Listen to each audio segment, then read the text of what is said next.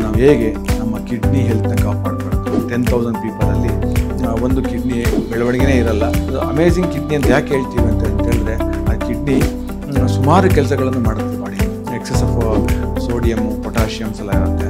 ಅದು ಸಹ kidney urine ಮುಖಾಂತರ ಎಕ್ಸ್ಕ್ರೀಟ್ ಆಗುತ್ತೆ. ಒಂದು ಆಸಿಡ್ ಬೇಸನ್ನು ನಿಯಂತ್ರಣ ಮಾಡೋದು ಕಿಡ್ನಿ ಕೆಲಸ. ಆಮೇಲೆ ಅದು ಬ್ಲಡ್ ಪ್ರೆಷರ್ ಮಾಡಿ ಬ್ಲಡ್ ಪ್ರೆಷರ್ನ ಕಂಟ್ರೋಲ್ ಇಡುತ್ತೆ ಕಿಡ್ನಿ.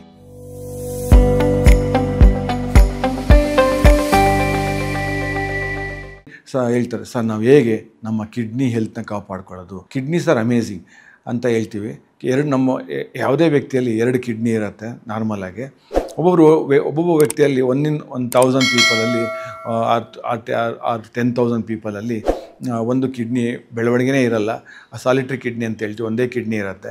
ಅದು ಕೆಲವು ಸ್ಕ್ಯಾನಿಂಗು ಅದು ಇದು ಮಾಡಿದಾಗ ಅಷ್ಟೇ ನಮಗೆ ಗೊತ್ತಾಗುತ್ತೆ. ಇದು ಅಮೇಝಿಂಗ್ ಕಿಡ್ನಿ ಅಂತ ಯಾಕೆ ಹೇಳ್ತೀವಿ ಅಂತ ಹೇಳಿದ್ರೆ ಆ ಕಿಡ್ನಿ ಸುಮಾರು ಕೆಲಸಗಳನ್ನು ಮಾಡುತ್ತೆ ಬಾಡಿಯಲ್ಲಿ. ಏನೇನು ಕೆಲಸಪ್ಪ ಅಂತಂದರೆ, ಒಂದು ವಾಟರ್, ನಮ್ಮದು ಎಕ್ಸೆಸ್ ಆಫ್ ವಾಟರ್, ನಾವು ಏನು ನೀರು ಕುಡಿತೀವಿ ಆ ವಾಟರನ್ನು ಅದು ಯೂರಿನ್ ಮುಖಾಂತರ ಎಕ್ಸ್ಕ್ರೀಟ್ ಮಾಡುತ್ತೆ. ನೆಕ್ಸ್ಟ್ ಏನಂತಂದರೆ ಅದು ಕೆಲವು ಟಾಕ್ಸಿಕ್ ಸಬ್ಸ್ಟೆನ್ಸ್ ಅಂತ ಹೇಳ್ತೀವಿ, uric acid, nitrogen waste product ಅಂತ ಹೇಳ್ತೀವಿ ಕೆಲವು. ಆಮೇಲೆ ಎಕ್ಸೆಸ್ ಆಫ್ ಸೋಡಿಯಮ್ಮು ಪೊಟ್ಯಾಷಿಯಮ್ಸ್ ಎಲ್ಲ ಇರುತ್ತೆ. ಅದು ಸಹ ಕಿಡ್ನಿ ಯೂರಿನ್ ಮುಖಾಂತರ ಎಕ್ಸ್ಕ್ರೀಟ್ ಆಗುತ್ತೆ. ಆಮೇಲೆ ಇನ್ನೊಂದು ಕೆಲಸ ಏನಂತಂದರೆ ಕಿಡ್ನಿದು ಆಸಿಡ್ ಬೇಸ್ ಬ್ಯಾಲೆನ್ಸ್ ಅಂತ ಹೇಳ್ತೀವಿ. ನಮ್ಮ ಬಾಡಿಯಲ್ಲಿ ಒಂದು ಆಸಿಡ್ ಬೇಸನ್ನು ನಿಯಂತ್ರಣ ಮಾಡೋದು ಕಿಡ್ನಿ ಕೆಲಸ. ಆಮೇಲೆ ಅದು ಬ್ಲಡ್ ಪ್ರೆಷರ್ನ ಕಂಟ್ರೋಲ್ ಇಡುತ್ತೆ ಕಿಡ್ನಿ. ಆಮೇಲೆ ಇನ್ನೊಂದು ಕೆಲಸ ಅಂತ ಹೇಳಿದ್ರೆ ಬ್ಲಡ್ನ ಸಿಂಥಸಿಸ್ ಮಾಡೋದ್ರಲ್ಲಿ ಕಿಡ್ನಿ ಒಂದು ಪ್ರಮುಖವಾದ ಕಾರ್ಯವನ್ನು ವಹಿಸುತ್ತೆ. ಅದು ಎರಿಥ್ರೋಪಾಯಿಟಿನ್ ಅಂತ ಒಂದು ಪ್ರೊಡಕ್ಷನ್ ಮಾಡುತ್ತೆ. ಆ ಪ್ರೊಡಕ್ಷನ್ ಮಾಡಿ ಅದು ಬ್ಲಡ್ನ ಸಿಂಥಸಿಸ್ ಮಾಡಲಿಕ್ಕೆ ಹೆಲ್ಪ್ ಆಗುತ್ತೆ. ಕಿಡ್ನಿ ಫೇಲ್ಯೂರ್ಗೆ ನಾವು ಆಗಿರೋ ಪೇಷಂಟ್ಗೆ ನಾವು ಕೃತಕವಾಗಿ ಹೊರಗಡೆಯಿಂದ ಎರಿಥ್ರೋಪಾಯಿಟಿನ್ನ ಕೊಡಬೇಕಾಗತ್ತೆ. ಕೊಟ್ಟು ಅದು ಬ್ಲಡ್ನ ಸಿಂಥಸಿಸ್ ಮಾಡಲಿಕ್ಕೆ ಹೆಲ್ಪ್ ಮಾಡೋಕ್ಕಾಗತ್ತೆ. ಆಮೇಲೆ ನಮ್ಮ ಬೋನ್ಗಳನ್ನ ಗಟ್ಟಿ ಮಾಡಲಿಕ್ಕೂ ಅಷ್ಟೇ ಕಿಡ್ನಿ ವೈಟಮಿನ್ ಡಿ ಅಂತ ಸಿಂಥಸಿಸ್ ಮಾಡುತ್ತೆ. ಅದರಿಂದ ಬೋನುಗಳು ಗಟ್ಟಿಯಾಗುತ್ತೆ. ಆ ಕಿಡ್ನಿ ಫೇಲ್ಯೂರ್ ಆಗಿದ್ದಾಗ ಏನಾಗುತ್ತೆ, ಬ್ರಿಟಲ್ ಬೋನ್ ಅಂತ ಹೇಳ್ತೀವಿ, ಆಸ್ಟಿಯೋಪೊರೋಸಿಸ್ಸು, ಏಜ್ ಆಗಿರೋದು ಆಸ್ಟಿಯೋಪೊರೋಸಿಸ್ ಅಂತ ಹೇಳ್ತೀವಿ. ಸಣ್ಣ ಮಕ್ಕಳಲ್ಲಾದರೆ ಆಸ್ಟಿಯೋಮಲೇಸಿಯಾ ಅಂತ ಹೇಳ್ತೀವಿ, ಬ್ರಿಟಲ್ ಬೋನ್ ಡಿಸೀಸ್ ಅಂತ ಹೇಳ್ತೀವಿ, ಇದು ಆಗುತ್ತೆ. ಸೊ ಕಿಡ್ನಿ ನಮಗೆ ಗೊತ್ತಿಲ್ಲದೇ ಸುಮಾರು ಕಾರ್ಯಗಳನ್ನು ಅದು ಮಾಡುತ್ತೆ. ಅದು ನಮ್ಗೆ ಯಾವಾಗ ಗೊತ್ತಾಗುತ್ತೆ ಕಿಡ್ನಿ ಇಷ್ಟೊಂದು ಕೆಲಸ ಮಾಡ್ತಾಯಿದೆ ಅಂತ ಅಂದರೆ, ಅದು ಫೇಲ್ಯೂರ್ ಆದಮೇಲೆ ಅದರ ಇಂಪಾರ್ಟೆನ್ಸ್ ನಮಗೆ ಗೊತ್ತಾಗುತ್ತೆ. ಆಮೇಲೆ ಕೆಲವರು ಬರ್ತಾರೆ, ಸರ್ ನಮಗೆ ಕಿಡ್ನಿ ಫೇಲ್ಯೂರ್ ಆಗಿದೆ, ಹೆಂಗೆ ನೆಕ್ಸ್ಟು ಏನು ಅಂತ. ಹೌದು, ಕಿಡ್ನಿ ಫೇಲ್ಯೂರ್ ಆದಾಗ ನಾನು ನಿಮಗೆ ಹೇಳಿದೆ 2 ಟ್ರೀಟ್ಮೆಂಟು. ಒಂದು ಡಯಾಲಿಸಿಸಲ್ಲಿ 2 ಥರ ಇರುತ್ತೆ. ಒಂದು ಪೆರಿಟೋನಿಯಲ್ ಡಯಾಲಿಸಿಸ್ ಅಂತ ಹೇಳ್ತೀವಿ, ಇನ್ನೊಂದು ಹಿಮೋಡಯಾಲಿಸಿಸ್ ಅಂತ ಹೇಳ್ತೀವಿ. ಈ ಪೆರಿಟೋನಿಯಲ್ ಡಯಾಲಿಸಿಸ್ ಅಂದರೆ ಹೊಟ್ಟೆಗೆ ಒಂದು ಪೈಪ್ ಹಾಕ್ಬಿಟ್ಟು ಫ್ಲೂಯಿಡ್ನ ಹೊಟ್ಟೆ ಒಳಗಡೆ ಹಾಕಿ 2 ರಿಂದ 3 ಗಂಟೆ ಕಾಲ ಹೊಟ್ಟೆ ಒಳಗೆ ಫ್ಲೂಯಿಡ್ ಬಿಟ್ಟು ಮತ್ತು ಅದನ್ನ ಡ್ರೈನ್ ಮಾಡ್ಕೊಳ್ಳೋದು.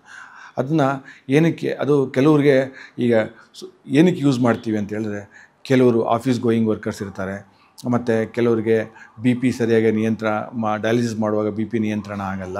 ಸೊ ಕೋಮಾಬಿಡ್ ಹಾರ್ಟ್ ಇಶ್ಯೂಸ್ ಇರುತ್ತೆ. ಸೊ ಅಂಥವ್ರಿಗೆ ನಾವು ಅದನ್ನು ಸಜೆಸ್ಟ್ ಮಾಡ್ತೀವಿ. ಆಮೇಲೆ ಇನ್ನೊಂದು ಅಂದರೆ ಹೀಮೋಡಯಾಲಿಸಿಸ್ ಅಂದರೆ ಅದು ಬ್ಲಡ್ಡು, ಈ ಕೆಟ್ಟ ಬ್ಲಡ್ಡು ಒಂದು ಪೈಪ್ ಮುಖಾಂತರ ಮಿಷಿನ್ಗೆ ಹೋಗುತ್ತೆ. ಆ ಮಿಷಿನಲ್ಲಿ ಅದು ಪ್ಯೂರಿಫೈ ಆಗಿಬಿಟ್ಟು ಬಾಡಿಗೆ ವಾಪಸ್ ಬರುತ್ತೆ. ಅದು ಹೀಮೋಡಯಾಲಿಸಿಸ್ ಅಂತ ಹೇಳ್ತೀವಿ. ಆ ಹೀಮೋಡಯಾಲಿಸಿಸ್ ಅಂದರೆ ಅದು ನಾವು ಹಾಸ್ಪಿಟ್ಲಿಗೆ ಹೋಗಿ ಮಾಡಿಸ್ಕೋಬೇಕಾಗತ್ತೆ. ವಾರದಲ್ಲಿ 3 ಸತಿ ಮಾಡಿಸ್ಕೋಬೇಕಾಗತ್ತೆ.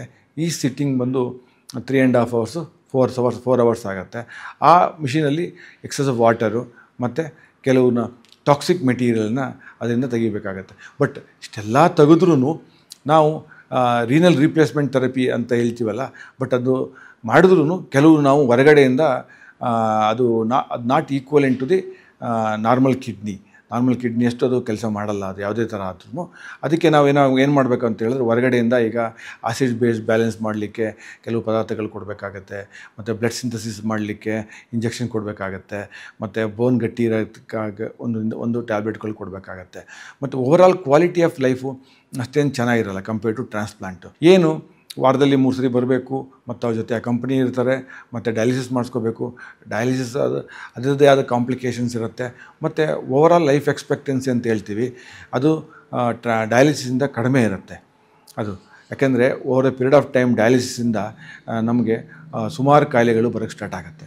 ಬೋನ್ ವೀಕ್ ಆಗೋದಾಗಲಿ, ಹಾರ್ಟ್ ಮೇಲೆ ಪರಿಣಾಮ ಬೀರೋದಾಗಲಿ, ಮತ್ತು ನರ್ವ್ಗಳ ಪರಿಣಾಮ ಬೀರೋದಾಗಲಿ, ಮಸಲ್ ವೀಕ್ನೆಸ್ ಆಗೋದಾಗಲಿ, ಈ ಥರ ಸುಮಾರು ಹಾರ್ಟ್ ಅಟ್ಯಾಕ್ ಆಗೋದಾಗಲಿ, ಮತ್ತು ಸ್ಟ್ರೋಕ್ ಆಗೋದಾಗಲಿ, ಬ್ಲಡ್ ವೆಸಲ್ ಮೇಲೆ ಡಿಪಾಸಿಟ್ ಆಗಿ ಕೆಲವು ಅಂಶಗಳು ಸೊ ಇದೆಲ್ಲ ತೊಂದರೆಗಳು ಆಗುತ್ತೆ.